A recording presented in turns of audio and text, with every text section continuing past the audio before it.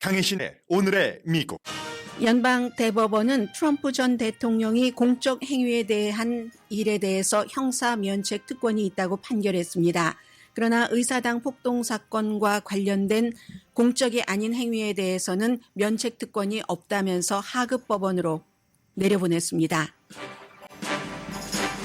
대선 후보 악몽 토론 바이든 대통령 가족을 포함한 동맹은 치열하게 그 이후에 바이든 구하기 작전을 펼칩니다. 언론과 오피니언 리더는 바이든 사퇴를 촉구합니다. 이번 주에 지켜볼 세 가지는 여론과 기부자 그리고 그에 따른 민주당 정치인들의 결단입니다. 민주당 10명 가운데 4명은 바이든이 민주당 대선 후보가 돼서는 안 된다고 생각합니다. 오늘 발표된 USA Today 여론조사 결과인데 이 조사에서 공화당은 트럼프 전 대통령을 강하게 지지합니다. 그렇지만 무당파 유권자는 64%가 바이든 교체를 원하고 63%가 트럼프 교체를 원합니다. 바이든 대통령은 약 100만 명 근로자의 오버타임 보호 행정명령을 발동하고 재선되면 더 많은 조치를 취하겠다고 서약했습니다. 연방 검사가 보잉사의 사망자가 수백 명인 2건의 사고 케이스에 대해서 협상안을 제시했습니다. 보잉사는 유죄를 인정하고 조치를 취하면 재판은 피할 수 있게 됩니다. 허리케인 베릴이 카리브해로 향하면서 전문가들은 허리케인과 폭풍의 늘어난 숫자와 강도를 도저히 설명할 길이 없다고 말합니다. 기후변화 때문입니다. 프랑스 대통령의 조기 선거 도박은 실패했습니다. 그가 속한 중도 좌파 연합은 3위를 했고 그가 맡고 싶었던 마린 르펜이 이끄는 반이민 구국파가 가장 많은 의석을 차지했습니다. 프랑스 국민이 나치 무장 친위 대원이 공립 창립한 당에서 유래한 극우정당 국민연합을 지지한 이유는 우파, 좌파, 중도에 모두 실패해서 한 번도 국가 통치를 해본 적이 없는 극우정당에 도박을 거는 것처럼 보입니다. 여러분 안녕하십니까? 오늘의 미국 마지막입니다. 오늘이 이제 연방 대법원 여름 휴회가 시작되기 전에 마지막 판결을 내는 날이었고 여러 판결을 내놨습니다. 가장 중요한 것은 트럼프 전 대통령이 공적 행위에 대해서 한 일에 대해서 형사 면책 특권이 있다 이렇게 판결을 했습니다. 이건 꼭 트럼프 대통령에 대한 판결뿐만은 아니지만 어쨌든 그런 판결이고 그렇지만 비공식 행위에 대해서는 대통령이라 할지라도 면책 특권이 없다. 그러면 의사당 폭동 사건은 대통령의 공적 행위였는가 비공적 행위였는가 이 부분에 대해서는 다시 하급 법원이 판결을 하라고 내려보냈습니다. 트럼프 전 대통령 측에서는 이게 부정선거기 때문에 대통령으로서 직무를 수행한 것이다 라고 얘기를 하고 있고 반대편에서는 민주주의 국가에서 선거 결과에 승복하지 않고 선거 결과를 뒤집으려고 한 시도였다 이렇게 주장을 합니다. 어쨌든 트럼프 전 대통령에게 완전한 승리는 아니지만 대단한 승리입니다. 왜냐하면 오늘 6대3 보수 대 진보로 그대로 이제 판결이 나왔거든요. 이 판결에서 트럼프 전 대통령은 본인이 원하는 재판을 연기할 수 있습니다. 원래 의사당 폭동 사건은 1월 달에 재판이 시작될 예정이었지만 트럼프 측에서 대통령 면책 특권이 있다. 무슨 네이비실 등을 불러내서 자신의 정치적인 적을 암살해도 대통령은 면책 특권이 있다. 이렇게 주장하면서 고소한 거죠. 거기에 대한 지금 판결이 나왔고 그렇게 주장을 하고 고소한 것은 재판을 연기를 해서 본인이 재선에 성공을 한 뒤에 이게 연방 기소기 때문에 기소 자체를 없애버리려고 하는 대통령의 권한으로 그러한 시도고 그게 이제 조금 다가간 겁니다. 이 케이스 1월 달에 재판 시작될 예정이었지만 9월 전에 또는 11월 전에 열릴 이유가 없고 만약에 트럼프 전 대통령이 재선이 되면은 완전히 무효로 날려보낼 겁니다. 그렇기 때문에 이제 그 3명의 이 판결에 반대의 의견을 낸 사람들은 전직 대통령에게 형사 면책 특권을 인정한다는 것. 이것은 정말 그 대통령 제도를 재편하는 거다. 누구도 법 위에 있을 수 없다는 헌법도 부정하는 것이고 정부 체계의 기초 원칙을 완전히 조롱하는 것이다. 이렇게 얘기했지만 다수결의 원칙이잖아요. 9명의 연방 대법관 가운데 보수적인 6명이 트럼프 전 대통령에게 어쨌든 유리하게 판결을 내렸습니다. 압도적인 승리는 아니지만 트럼프 전 대통령은 큰 그 승리를 한 것이고요. 4개 케이스 가운데 3개 케이스를 연기할 수 있어진 거죠. 그렇게 보면은, 왜냐하면 3개가 연방 케이스고 하나만 조지아주 케이스이기 때문에 조지아주 케이스도 선거 전에 특별한 진전이 있을 것처럼 보이지는 않습니다. 이게 이제 지금 나온 것이기 때문에 빅 윈, 트럼프에게, 트럼프뿐만이 아니라 트럼프 쪽으로 확 특히 이제 목요일 이후에 토론 이후에 몰려 있는 공화당에게 큰 승리라고 볼 수 있겠죠. 그리고는 이제 목요일 바이든 대통령이 정말 엉망진창으로 엉망진창이라고 말할 것도 없습니다. 역사상 그 같은 최악의 대선 후보 내지는 현직 대통령의 토론은 없었기 때문에 그 이후에 아직까지는 바이든 대통령으로서도 지금으로서는 나는 물러서지 않는다라고 얘기하고 있지만 그게 최종 결정일이라고 생각하기는 좀 어렵습니다. 며칠 지나지 않았기 때문에 주말에 이제 캠프 데이비드에서 가족들과 모였을 때 가족들은 전부 질 바이든 여사를 포함해서 특히 공화당으로부터 다른 민간인이었다면 재판까지 가지 않아도 되는 그런 재판을 치르고 25년 징역형의 최고 형량이 처할 수 있는 헌터 바이든, 이 아들은 아버지 계속 선거에 출마를 하셔야지 됩니다. 그래서 아버지가 할 수 있는 것을 보여주셔야지 됩니다. 이렇게 얘기를 하고 있습니다. 그렇지만 어떤 여론이라든가 아니면 어피니언 리더, 신문도 제가 보니까 그 금요일에 뉴욕타임스가 사설을 썼고요. 가장 바이든 대통령을 지지했었던 신문입니다. 그리고는 그 애틀란틱 저널 컨스티튜션이 일요일에 사설을 썼고 오늘은 시카고 트리뷴이 물러나야지 된다고 사설을 썼습니다.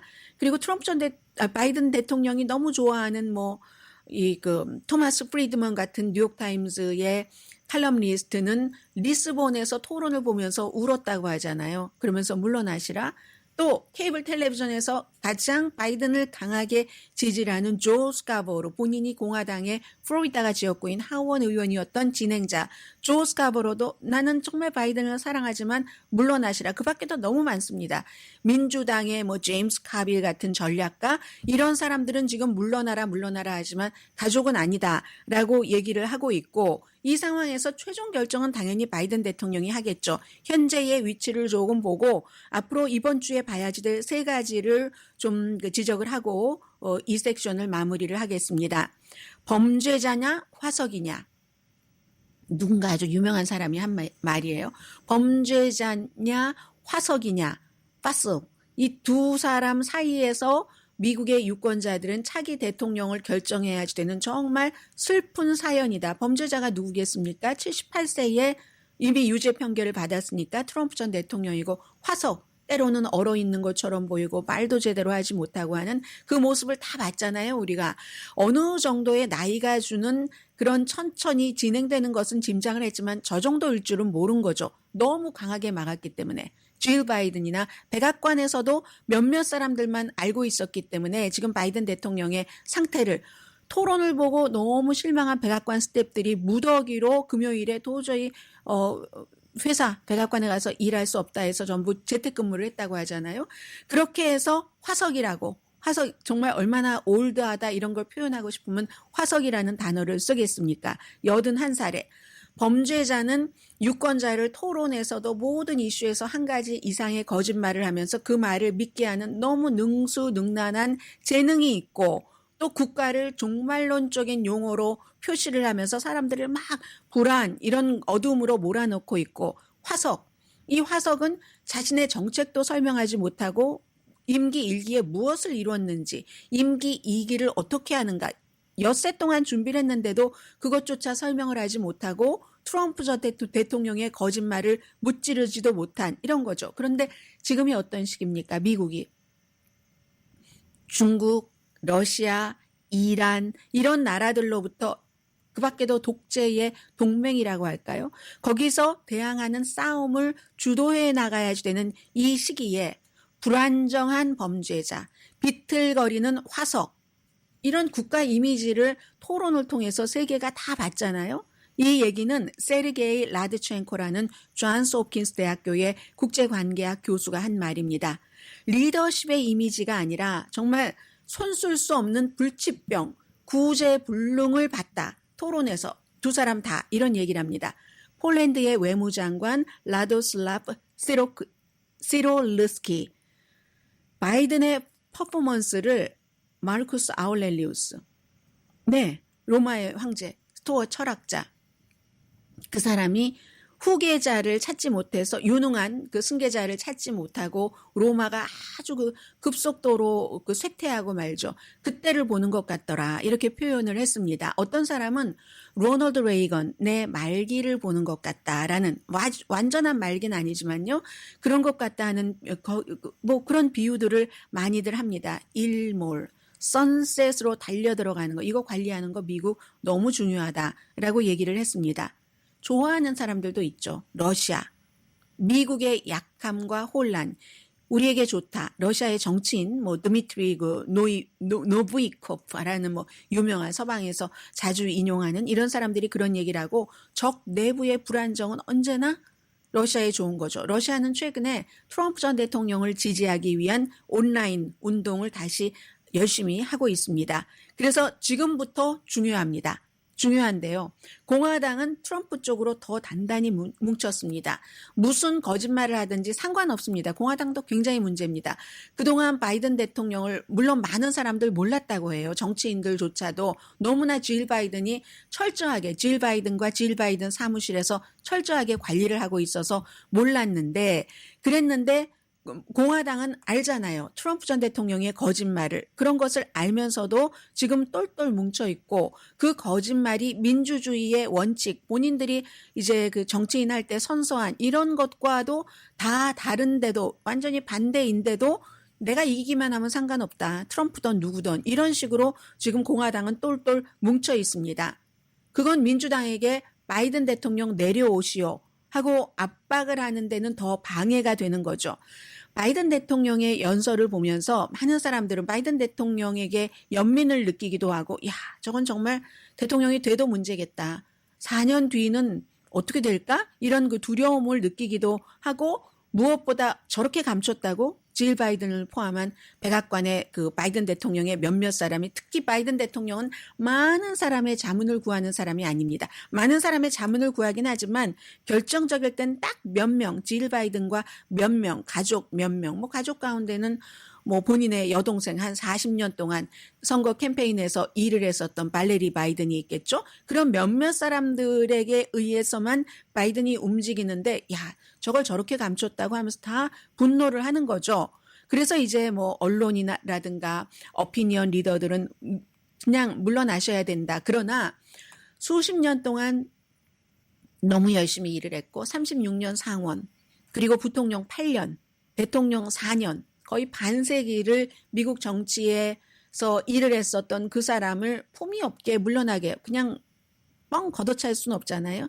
품위 있는 출구를 마련해 주는 것을 시작을 해야 된다. 이런 주장들도 많이 있고요. 그러나 기본적으로 지금 와이프가 계속 나가야지 된다고 하고, 아들 헌터 바이든도 나가야지 된다고 하고, 심지어는 손녀는 소셜미디어에 아주 정통한 사람들과 연락하면서 뭐 할아버지 내가 더 도울까요? 이런 얘기를 하고 있다는 겁니다. 지금 민주당의 원로 정치인들도 현재로서는 이 바이든 옆에 있잖아요. 그건 그럴 수밖에 없을 겁니다. 아직 며칠 지나지 않았잖아요. 오바마라든가 빌 클린턴이라든가 낸시 펠로시 같은 사람 스스로 결정해 주길 원했겠죠. 주말에 가족 모임이 있었으니까. 그런데 가족 모임 결과로는 아니다, 계속 간다 하는 것 같고요. 그래서 노스캐롤라이나주에서 또 금요일에 활기찬 모습을 보여주기도 했습니다. 그렇지만 사람들은 목요일에 토론의 밤을 잊지 못할 겁니다. 금요일에 텔레프롬터를 보면서 활기찬 연설을 하긴 했지만, 나중에 또 뭐 와이프가 연설할 때라든가 다른 사람이 연설할 때는 두 손 모으고 뒤에 이렇게 서 있는데 좀 눈동자는 초점이 흐려 보이고 그런 부분들은 있습니다. 그래서 앞으로는 조금의 실수를 하면은 더 이게 커지는데, 또 주말에도 실수를 하긴 하더군요. 우선 1, 2, 3 이번 주에 봐야지 될 중요한 세 가지입니다. 바이든 대통령이 교체될 수 있는가 없는가. 첫 번째, 여론입니다. 여론은 이미 많이 나오고 있는데 바이든 측에서는 여론의 변화가 없다. 기부금 오히려 많이 모였다 하지만 그 기부금이야 토론하는 중간에 넣었을 수도 있고 그 내용을 분석을 해봐야 되고요. 여론은 먼저 오늘 아침에 나온 것부터 말씀을 드리자면은 USA Today와 그 서포크 유니버시티가 공동으로 하죠. 민주당에서 대체 후보를 마련해야지 된다. 41%. 그러나 31%는 여전히 바이든 대통령에게 투표를 하겠다고 합니다. 공화당은요. 트럼프 전 대통령이 대체돼야지 돼 하는 사람은 14%밖에 안 됩니다. 그렇지만 무당파 유권자는 두 사람 다 안 되겠어. 맨 앞에 말씀드린 범죄자와 화석이라는 얘기입니다. 64% 바이든 교체를 원하고 63% 트럼프 교체를 원합니다. 또 다른 여론조사, 이거보다 조금 먼저 나왔던 CBS에서는 27%만이 바이든 대통령이 정신적으로 여러 가지 인지력 같은 것이 4년 더 대통령을 할 만하다. 이렇게 나왔습니다. 어쨌든 트럼프도 50%밖에 안 나왔거든요. 대통령 4년 무난하게 할 것 같다. 바이든보다 낫죠. 23% 나은 거죠. 그래서 이 여론이 중요한 거고요. USA Today 여론조사는 1000명을 대상으로 토론이 끝나고 난 다음 날 6월 28일부터 30일까지 했고 오차 범위는 3.1%포인트입니다. 두 번째로 이번 주에 봐야 될 것은 기부자입니다. 선거는 지금부터는 돈이 많이 필요합니다. 텔레비전 광고를 해야지 되기 때문에. 기부자들은 걱정을 하겠죠, 당연히. 내가 돈만 버리는 거 아니야? 실리콘밸리에서는 어떤 그 바이든 대통령의 그 기금 모금을 주최하던 한 테크놀로지 회사의 최고 CEO가 취소해 버렸습니다. 그래서 기부자는 지금 당연히 패닉이죠. 지금까지 넣은 돈도 있고 기부자도 여론이 조금 더 이제 나오면 더 움직이겠죠. 기부자들은 지금 현재의 민주당 정치인들보다 훨씬 더 바이든의 후보 사퇴를 강하게 말할 수 있고 더 빨리 말할 수 있고 더욱 솔직하게 표현할 수 있는 사람들입니다. 이 사람들은 돈 넣고 돈 벌게 하는 뭐 이런 거 물론 이상도 있고 철학도 있지만 그렇습니다. 세 번째가 이제 제일 중요하다고도 볼 수 있는 민주당 정치인들의 움직임이죠. 이게 결정적인 거죠. 디사이더는 민주당 정치인들입니다. 만약에 바이든 대통령이 스스로 물러나지 않는다고 할 때 스스로 물러난다고 하면 좋죠. 지금은 아니라고 하잖아요. 그럴 때는 지금까지는 같이 너무 오래 일을 했고 뭐 등등 그리고 품위도 지켜줘야지 되니까 뭐 하룻밤 토론 같고요. 저도 그랬어요. 뭐 오바마, 빌 클린턴도 뭐 토론 갖고 이걸 결정하긴 그렇지 않느냐 이런 얘기를 하지만 그러나 의회에서도 지금 재선에 나가는 사람이나 민주당을 걸고 후보로 나가는 선거에서 같이 이제 선거를 치러야지 되는 사람들이 있잖아요. 바이든이 가라앉으면 같이 가라앉는 겁니다. 이런 사람들도 이제 분위기를 여론이나 이런 분위기를 보면서 누군가 아직은 그렇게 용기 있는 사람이 없는 것 같지만 용기 있는 사람이 나와서 민주당 정치인이 바이든 대통령 사퇴하시오. 이렇게 얘기를 하면은 그때부터는 속도가 붙을 수 있죠.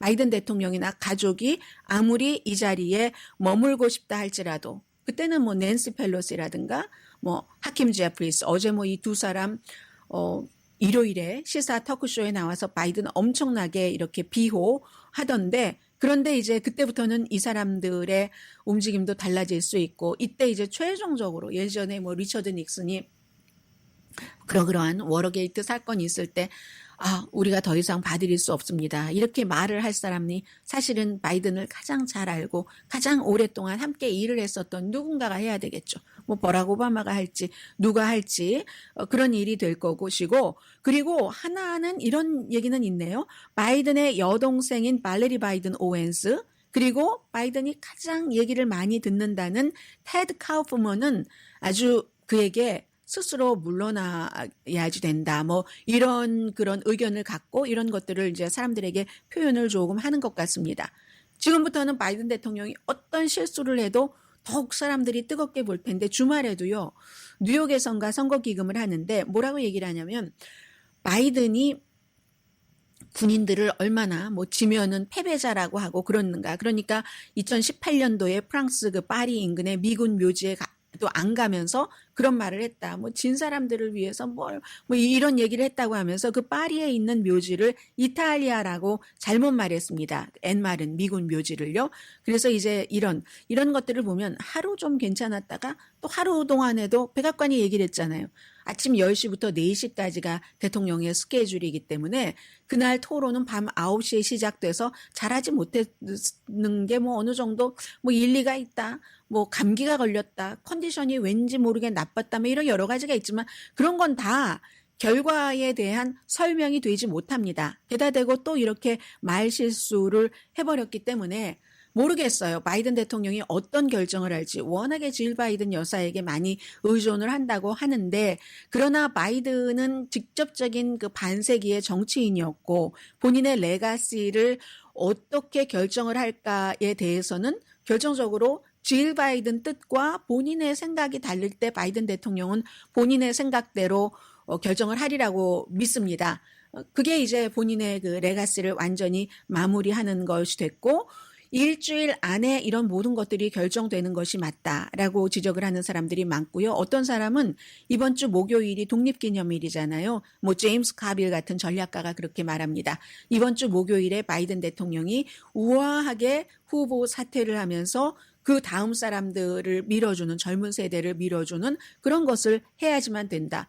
트럼프 전 대통령은 싫어합니다.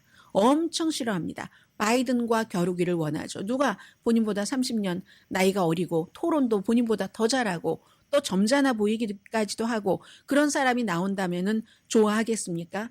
해서 사실은 민주당으로서는 트럼프 전 대통령이 싫어하는 일이 민주당에 좋다. 그리고 꼭 이건 민주당을 위해서뿐만이 아니라 세계 많은 나라에서 바이든 대통령이 세계 민주주의에 위협이 된다는 것은 공통적인 결론을 내린 겁니다. 물론 안 그러는 국가도 있어요. 이란이라든가 북한이라든가 북한은 여러 가지 계산을 하겠죠. 러시아라든가 헝가리라든가 이런 독재자가 지배하는 그런 국가에서는 트럼프를 원할지 모르지만 대부분의 국가에서는 불안정하고 위험하고 어둠을 뿌리고 히틀러 라이크인 트럼프를 원하지 않습니다. 이걸 이제 바이든 대통령이 결정을 해야지 되겠죠.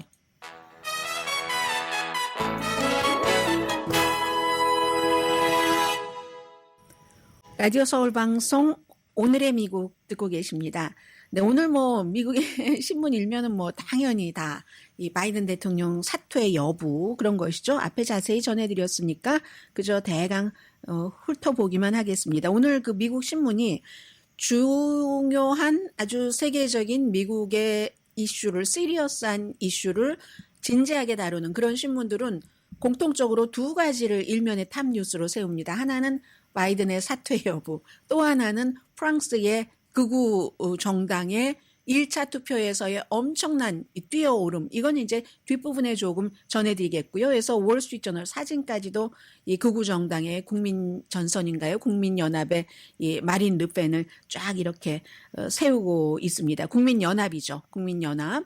그래서 이 내용은 조금 뒤에 말씀드리겠고, 그리고 월스트리트저널은 바이든의 탑 지금 옆에 있는 보좌진들이 어떻게 하면은 지금 바이든을 지켜주는가 이런 것을 열심히 일하고 있다는 워싱턴 포스트도 마찬가지예요. 이 양쪽에 하나는 바이든 구하기의 그 열정적인 노력, 또 하나는 프랑스의 선거 결과. 그런데 워싱턴 포스트는 그 사이에 사진이 막 상상을 해보세요, 여러분. 웨딩 드레스를 입은 신부가 면사포가 바람에 쫙 휘날리면서 신랑과 키스를 쫙 합니다. 광장에서 사람은 하나도 없어요. 이건 올여름에도 병사들은 숨지겠지만 그건 우크라이나도 그렇고 러시아도 그렇고 그러나 하르키우 지금 가장 격렬한 지역이잖아요.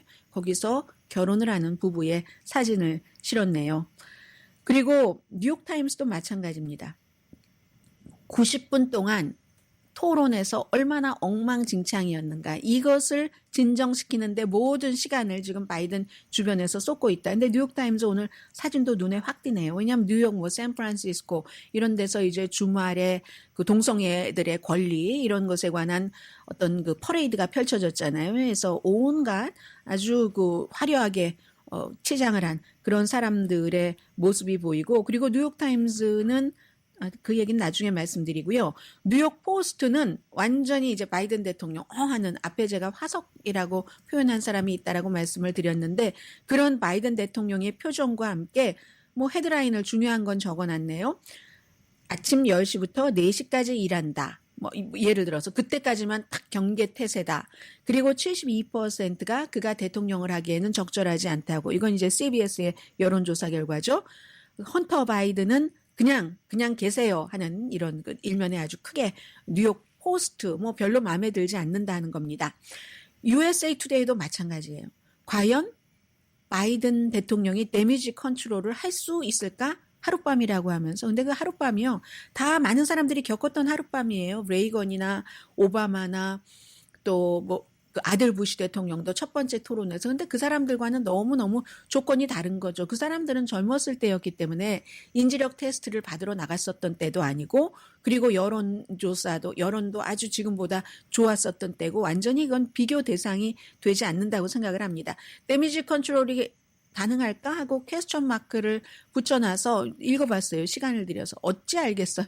지금 모르죠. 이제 시작하고 며칠밖에 되지 않았는데 그리고 이제 중요한 게 오늘 그 보면은 LA 타임스는 하나도 이 선거에 관한 내용이 하나도 없습니다. 선거에 관한 내용이 하나도 없고 뭐 주로 이제 로컬 뉴스 뭐 아니면 뭐 대리모에 관한 것 이런 것을 일면에 실었는데 USA 투데이 말씀을 드렸죠. 그리고 나서 오늘 USA 투데이와 워싱턴 포스트와 월스트리트 저널과 또 그 플로리다에서 발행되는 오랜도 그 센티넬이 좀 비슷하게 실은 신문이 있거든요. 거기 그것 가운데 가장 자세하게 보도한 것이 USA 투데이요. 허리케인 카테고리 4의 베릴. 이 베릴이 지금 카리브 쪽으로 향해서 오늘 오후에 윈드워드 제도를 강타한답니다. 윈드워드 제도가 뭐 그라나다, 도미니크, 뭐 그리고 그런 곳, 뭐 세인트 빈센트 이런 곳이에요. 그런 건데 완전히 생명을 위협하는 바람, 폭풍, 해일. 그리고 이제 목요일이 되면 유카탄 반도에서 이제 열대성 저기압으로 약해진다. 지금은 허리케인 4라는 건데 이게 왜 중요하냐면요. 보통 이 시기에 지금 7월 첫날이잖아요. 7월 첫날에 허리케인 4 정도의 허리케인이 없답니다. 점점 빨라지는 거예요. 속도 강해지고. 그리고 또 한 번 오면 오래 갑니다. 여러 번 말씀드렸잖아요. 지난주에 워싱턴 포스트에서도 이 기후변화에 대해서 굉장히 강조를 했었고 평소보다 이제 그 대서양 그쪽 다 통하니까 물의 온도가 한 3도에서 4도 정도가 따뜻해졌답니다. 그래서 허리케인 시즌 초인데 아니 허리케인 4까지 가는 거 이게 이제 지금 한 이때쯤 그때도 지금보다는 며칠 더 늦었어요. 최고로 허리케인 4 정도가 빨리 왔었던 때가 2005년도 7월 8일 일주일 남았네요. 허리케인 데니스였다는 거거든요. 이 대서양 쪽에서의 허리케인 4의 강도는 그리고 이제 보통 이번에 한 14번 정도 아주 강한 폭풍이 올 것이다. 그쪽 지역에. 아니 평균 한 14번 정도 이 시즌에 강한 폭풍이 오는데 이번 시즌에는 올해는 17번에서 많으면 25번. 이건 굉장한 차이잖아요. 보통 14번인데 최대 11번이 더 올 수도 있다는 거죠. 가만히 생각을 해보면 2023년도가 가장 더웠습니다. 뭐 겨울도 별로 춥지 않았어요. 그런데 2024년도는 2023년도에 더웠던 것보다 더 더울 수 있다. 지금까지는 지금 쭉 이제 그 추세를 보면 그렇다는 거고 이건 이제 경종을 울리는 거다. 습기는 더 많아지고 열기도 더 많아지고 또 뭐 산불이 일어나기 위해서 아주 적합한 요소인 가뭄 같은 거 이런 것은 또 가뭄이 있는 지역에서는 더 가뭄. 폭풍은 더 세져요. 더 독해진다는 날씨가 모든 것들이 다 이례적으로. 그래서 브라이언 맥놀이라는 이분이 이제 마이애미 대학에서 이런 그 관계 일을 하고 계시는 분인데 허리케인 그 베릴 이번에 온다는 그거 이제 정말 이정표적이다 이런 것을 쓰고 연구를 하면서 기후에서도 역사책이 다시 쓰여지는데 얼마나 믿기 어려운 걸 내가 기술하고 전달해야지 되는가. 그 사실이 믿겨지지가 않는다. 이제 이렇게 지적을 했습니다. 그러니까 우리가 20세기도 여러분과 제가 대부분의 여러분과 제가 20세기도 살았고 21세기를 살기도 하잖아요. 근데 이제 굉장히 다른 정치 환경도 뭐 미국이나 프랑스나 영국도 7월 4일에 중요한 선거가 있는데 너무 이제 정치 환경도 달라지고 기후도 달라지고 안 달라지는 게 어디 있는지 모르겠어요. 그게 달라지는 것은 당연하죠. 변하는 것, 체인지 안 하면 고여 있으면 어떻게 살겠어요. 그러나 그 체인지의 속도와 강도가 인간이 감당하기 좀 어려울 정도다. 이제 그런 내용들 USA 투데이에 보도가 됐고 관련 뉴스로서 그 애틀란타 저널 컨스티튜션은 너무너무 이제 기온이 올라가서 저쪽 물이 있는 쪽에서 막 허리케인 이런 게 있는데 육지로 오면은 이 열처럼 코비드 넘버가 지금 그 애틀란타 조지아 지역에서 굉장히 올라가고 있다고 하거든요. 지난주에 말씀드렸잖아요. 코비드가 내려가는 주는 한 주도 없다. 그런데 39개 주에서는 엄청나게 지금 올라가고 있다. 더군다나 오늘부터 이미 많은 분들이 이제 독립기념일 연휴를 생각을 하고 움직이셨을 텐데 독립기념일 연휴에는 사람들이 모이고 또 더우니까 안에만 가만히 있고 공기도 잘 순환하시키지 않고 하니까 이제 이런 일이 있다 하는 거고요. 워싱턴 포스트가 이상하게 요즘 아무튼 기후변화에 열심입니다. 일면에 지구가 너무너무 더워지니까 모기들이 힘드시죠? 뭐 특히 뭐 레이크 이런 데 사시는 분들은 주변에 더 하실 텐데 지구가 너무 더워지니까 모기들이 그 댕기열 있죠? 이걸 더 다른 해보다 아주 심하게 옮길 수 있다 하는 거고 플로리다주에서 발행되는 그 올랜도 센티넬도 플로리다주에도 변종이 이 코비드 변종이 엄청나게 많다. 이런 내용이 지금 보도가 됐습니다. 그리고 오늘 로스앤젤레스 타임즈는 굉장히 이제 따로 국밥이에요. 다른 매체들과는 너무너무 다른데 예를 들어서 일면에 크게 물론 그 로스앤젤레스 이쪽 지역이니까 중요하긴 하지만 2019년도에 막 치명적으로 이제 과다 그 복용을 해서 뭐 엔젤스의 투수가 그 투수의 마지막 그 날들 뭐 이런 것들에 관한 설명이거든요. 타일러 스케그스의. 그래서 원래는 이 사람이 조크도 많이 하고 뭐 텍사스에 가면 뭐 텍사스를 위해서 무슨 뭐 카우보이 의상을 입는다던가 와이프에게 텍스트도 많이 하고 이러던 사람이었는데 하루는 답을 안 했다. 이게 치명적인 과다 복용을 했다는 거죠. 그게 굉장히 많은 그 포션을 일면에서 차지했고요. 다른 주요 기사는 대리모 준비를 하기 위해서 이제 저금을 하잖아요. 누구에게 지불도 해야 되고. 그런데 뭐 그게 뭐 지금 요즘 잘 안 되고 있다. 뭐 이런 뭐 그런 뭐 내용들을 보도를 해서 다른 매체와는 조금 다르다 하는 거고 또 뉴욕타임스도 일면에 보면은 앞으로 이제 본격적으로 많이 여러분들께 보도를 해드릴 그럴 내용들이겠죠. 여성에 대한 판타지들이 있잖아요. 그런데 이 여성에 대한 판타지 같은 것들이 인공지능이 오면서 원래는 인공지능이라는 것이 지난해 11월 달에 챗GPT가 확 오기 전에 그 전에는 우리가 로봇으로 많이 얘기를 했잖아요. 일본이 나이가 많으신 분들을 로봇 강아지가 뭐 외롭지 않게 해드린다, 일도 해드린다. 그러다가 이제 어떠한 뭐 섹스 기구로서의 로봇가 나온다 했는데 이제는 인공지능 회사들이 목소리를 찾는데요. 지난번에 왜 스칼렛 요한슨 사태가 있었잖아요. 원치 않는데 막 함부로 가져다 쓰고 했었던 그런데. 이 영화적인 판타지라고 할까요? 기계가 말을 하게 하는데 목소리를 지금 찾는 거예요. 회사들에서, 인공지능 회사들에서. 남자들이 원하는 판타지인 거예요. 이게. 부분적으로는 엄마, 본인의 엄마. 부분적으로는 참 일 처리를 잘 해주는 비서. 또 부분적으로는 걸프렌드, 막 애교도 부리고 앙탈도 부리고 하는 그런 좋은 여자이기도 하고 나쁜 여자이기도 하고 편하기도 하고 편한 엄마? 한없이 나를 이해해주는 그리고 비서? 너무 내가 필요한 일을 잘 처리해줘요. 부분적으로 여자? 나를 긴장시키는 이런 그 여성 판타지 그 목소리를 찾고 있다.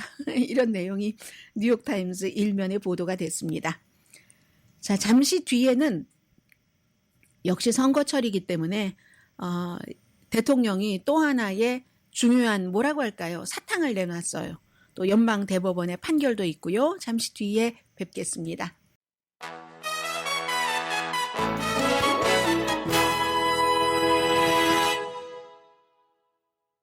라디오 서울 방송 오늘의 미국 듣고 계십니다. 우선 연방대법원에서 소셜미디어 회사들이 정치적인 견해에 대해서 이건 너무 심각하다, 선을 넘었다 해서 어떤 조정하는 것이요. 여기에 대해서 플로리다와 텍사스가 그거 안 됩니다. 표현의 자유인데 하고 고소를 했어요. 그런데 연방대법원은 하급법원의 판결을 뒤집고 소셜미디어가 그렇게 할 수 있다. 이제 그대로 유지를 한 겁니다.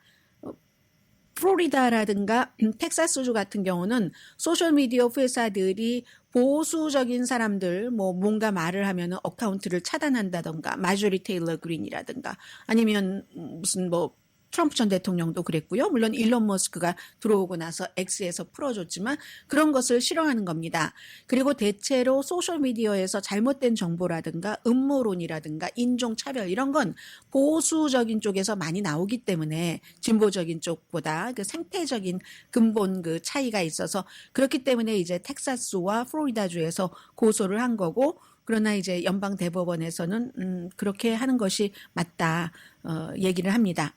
그리고 바이든 대통령이 약 일단 100만 명의 그 근로자에게 이게 해당이 된다고 하거든요. 오늘부터 즉시 시행입니다. 연방 행정명령으로 어떤 거냐면 오버타임 있죠. 오버타임을 만약에 연봉이 43,888달러 미만이면은 그러면 이제 오버타임 이제 다 받으실 수 있게 그전에는 또 약간 액수가 달랐는가 보죠. 그러면서 더 많은 가족들과 더 많은 시간을 여러분들 즐겁게 보내실 수가 있습니다. 그리고 만약에 제가 재선되면은 300만 명에게 추가로도 이거보다 이제 액수를 더 높이는 거죠. 오버타임을 받을 수 있도록 하겠습니다. 58,656달러 미만이면은 인구 센서스에 따르면 저는 이 말씀을 드리고 싶었습니다. 미국에서 지금 중간 소득이 어느 정도 되냐면요. 47,960달러 정도. 이 정도 되면은 아마 보통 특별한 무슨 특별한 어떤 자격증이라든가 특별하게 뭐가 아니라 보통 대학생들이 졸업하자마자 초봉 한 이 정도 나오지 않나요? 그 보통 대학생들 졸업하고 받는 초봉 정도가 이것보다 이제 못 받는 사람들도 훨씬 많으니까 그래서 47,960달러가 기본 연봉이라고 하니까 보통 사람들은 이것보다는 훨씬 더 받는 겁니다. 아무튼 즉시 시행하라고 했고요. 이런 그 행정명령을 발표를 하면서 백악관은 코비드 이후에 물론 임금이 많이 상승된 것은 사실이지만 대학을 졸업하지 않은 사람들 사이에서는 임금 압축이라고 표현을 하는데요. 이렇게 크게 상승되지 않았다. 이렇게 얘기를 합니다. 그리고 특히 이걸 오늘 발표한 이유는 2022년도에도 역시 이렇게 그 저임금을 받고 일하시는 분들에 대해서 오버타임을 반드시 줘야지 된다. 이런 그 행정명령을 발동함으로 인해서 물론 연방 행정명령입니다만은 그런 것을 발동함으로 인해서 굉장히 선거에 도움을 받았거든요. 2022년도에 중간선거에. 그 당시에 생각을 해보면 레드 물결을 예상을 했었죠. 막 공화당이 다 장악할 거야 했는데 막상 선거를 해보니까 하원은 공화당이 한 10표인가 그 당시에 별로 많지 않은 표로 장악했지만 민주당이 상원을 그대로 다수당을 유지할 수 있었다는 게 놀라운 결과였었잖아요. 이런저런 이런 것들 때문에 행정명령이 있었기 때문에 그렇다 하는 얘기가 되죠. 그리고 그 밖에는 헬스케어도 당시에 굉장히 중요했었고 낙태도 중요했었고 그런데 이번에는 바이든 대통령이 토론을 한 이후에는 이 많은 이슈들이 다 가려져 버리면서 바이든을 찍어야지 돼? 말아야지 돼? 이게 지금 최고의 이슈가 됐습니다. 지금 이 순간에도 바이든 대통령은 아마 내가 나가는 게 맞는가? 계속 우리 가족들의 얘기대로 아니면 내 여동생이나 아니면 다른 내가 좋아했던 칼럼니스트나 내가 좋아했던 방송인 좋아했던 신문이 전부 나를 나가지 말라고 하는데 그 말을 들어야지 되는 거 아니야? 이제 바이든 대통령의 고민이 제일 심각하겠죠. 네. 아무튼 바이든 대통령 측에서 계속 강조하는 것은 무슨 일이 있어도 저소득층은 조금이라도 더 뭔가 혜택 공급받는 것에 있어서도 높게 하려고 하고 아주 고소득층 요리조리 그 세금을 피하는 그 고소득층에는 세금을 좀 더 물리려고 한다. 이걸 굉장히 강조를 합니다. 그러면서 최종적으로는 연소득이 40만 달러 미만인 사람은 아무리 예를 들어서 민주당 행정부에서 세금 인상을 논해도 전혀 상관이 없다. 글쎄 오늘의 미국을 듣고 계신 분들 가운데서 저는 더 많은 분들이 40만 달러 이상을 버시고 또 세금도 그에 맞게 많이 내셨으면 좋겠어요. 자, 보잉과 법무부의 딜을 좀 말씀을 드려야지 되는데요. 검찰이 보잉에 일주일 동안 기간을 줬습니다. 이건 이제 미국의 큰 회사와 법무부가 어떻게 일하는가 하는 것을 보여주는 건데, 보잉이 뭐 요즘에 뭐 문짝이 날아가고 이런 것들은 자주 있는 국내에서 작은 이슈고, 2018년과 2019년에 인도네시아와 이디오피아에서 이제 막 출발하고 도착하고 하는 그런 항공에서 치명적인 추락 사고를 일으켜서 346명이 사망했습니다. 그런데 이걸 이제 2019년, 지금 2024년이니까 뭐 4년 정도 왔죠. 만약에 보잉이 뭔가를 잘못했다 하는 유죄를 인정을 하고 본인들이 뭐 잘못한 실수를 그동안 인정하지 않고 이런 것도 있지 않겠어요? 벌 좀 덜 받으려고. 음모를 인정을 하고 그 사기 음모 등이라든 중범죄죠. 그리고 이제 외부에서 안전조언을 이제 들여다 놓고 봉급받는 사람, 그리고 이제 뭔가 공급처 같은 것도 사서 특별히 공급처도 잘 관리를 하고 또 2억 4,400만 달러 벌금도 내고, 그렇다면 재판은 가지 않겠다. 재판 가면 질의하고 회사가 엄청 이제 돈도 많이 들고 지치고 하는 일이잖아요. 이것을 받아들이면 여기서 합의를 하자 이렇게 얘기를 했거든요. 지난 3년 동안 이제 보호 관찰했잖아요. 그 보호 관찰은 이제 없어지는 거죠. 보호 관찰을 대처하는 거죠. 여기에 대해서 숨진 346명의 가족들은 싫어하는 사람도 있고 좋아하는 사람도 있습니다.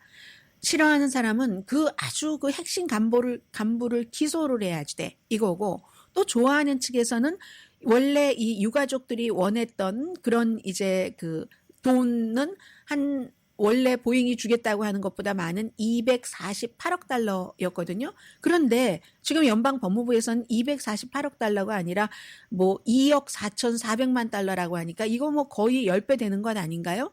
이걸 보면은 이제 좋을 수 있죠. 아무튼 보잉이 거부하면 재판에 회부가 되는데 거부할 리가 있겠습니까? 아무튼 이런 문제가 있고, 잠시 뒤에 프랑스 얘기를 전혀 안 할 수는 없잖아요. 잠시 뒤에 핵심 헤드라인 정도는 전해드립니다.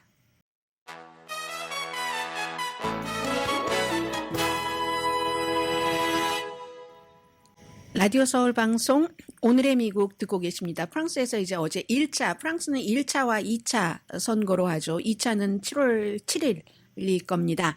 그래서 1차 선거에서 3개의 당인데 뭐 2개는 뭐 연합이긴 하지만, 마린 르펜의 지난번에 선거에서 2번 다 그 임마누엘 마크롱에게 졌습니다. 대선에서. 극우당인 그 국민연합이 엄청난 선두입니다. 33%. 그런데 왜 이게 엄청나다고 하냐면 프랑스 역사상 이렇게 국민연합이 많이 받은 적이 없습니다. 마린 르펜은 아버지도 정치인이었고 그 아버지와 전 나치의 그 무장 친위대원이 공동으로 만든 게 국민전선인데, 이 국민전선에서 국민연합으로 이렇게 옮겨간 겁니다. 그러니까 전 나치 무장 친위대원이 만든 당인 전신이 그런 거잖아요. 그러니까 항상 이 다수가 되기가 어려웠는데 이번에 다수가 일단은 됐고요. 2차 결과를 봐야지 되지만 33% 국민연합이, 그리고 좌파 연합 신인민전선이 28% 뉴 파퓰러 프런트입니다. 그리고 임마누엘 마크롱이 속한 중도연합 앙상블이 투게더 3위 21%. 이건 완전히 굴욕이죠. 좌파 연합이 28%인데 중도 연합이 21%, 극우가 33%니까요. 대단한 승리입니다. 오랜 동안 이 극우는 반이민, 뭐 프랑스에서 태어나도 시민권 안 준다면서요. 어머니가 그런 걸 앞에 내세우죠. 어머니 아버지가 외국인이면은, 그리고 무슨 세금은 엄청 줄이고, 뭐 예를 들어 뭐 기후 변화와 관련돼서 20% 정도 뭔가 했다 하면 한 5.5%로 내리고, 그리고 인종차별 엄청나게 심하게 하고, 그런데도 이렇게 대단한 압도적인 승리를 한 것은, 그리고 막 민족주의만 얘기하고 반이민이 아무튼 최고로 위에다가 내세우는 거고요. 처음으로 이러한 극우가 권력의 문턱까지 이제 거의 갔다. 이런 표현들을 하는 사람들이 굉장히 많습니다. 2017년, 2022년도에 마크롱에게 졌는데 마린 르펜이 계속 이렇게 가다 보니까 이제 이런 일이 나오는 거죠. 그건 이제 유권자들이 일단은 임마누엘 마크롱의 중도파의 정치에 호감이 아니라는 것을 보여주는 거고, 그러니까 7월 2일 2차 투표에서도 열심히 해주세요. 또 임마누엘 마크롱은 임마누엘 마크롱대로 열심히 해주세요. 2차 투표에서도 만약에 이겨버리면 극우가 다수까지는 안 될 것으로 지금 보고 있는데, 만약에 다수가 되면은 총리 자리를 이 마린 르펜이 자신이 하진 않는다고 그랬어요. 단지 본인보다 어떤 면에선 더 요즘 젊은 사람들이 더 극이에요. 그런 28살의 조던 바르델라 극우가 이제 임마누엘 마크롱과 함께 적인데도 이렇게 총리로서 일할 수도 있는, 그렇게 되는 거거든요. 근데 말씀드린 것처럼 보통 1차, 2차를 두는 것은 극단적인 것을 피해 보려고, 1차에서 극단적인 게 너무 떠오르고 있으면 2차에서 사람들에게 조절하자 해서 지금 이렇게 만들었는데, 이번에는 그것도 힘들 것 같다고 보는 사람도 있는 것 같아요. 어쩌면 2차에서도 뭐 많지는 않지만 다수를 뭐 500 몇 석 가운데서 과반수 이상을 차지할 수도 있다고 보는 게, 왜냐하면 중간에 이런 그 좌파 연합이 들어가 있기 때문에 그렇다는 거죠.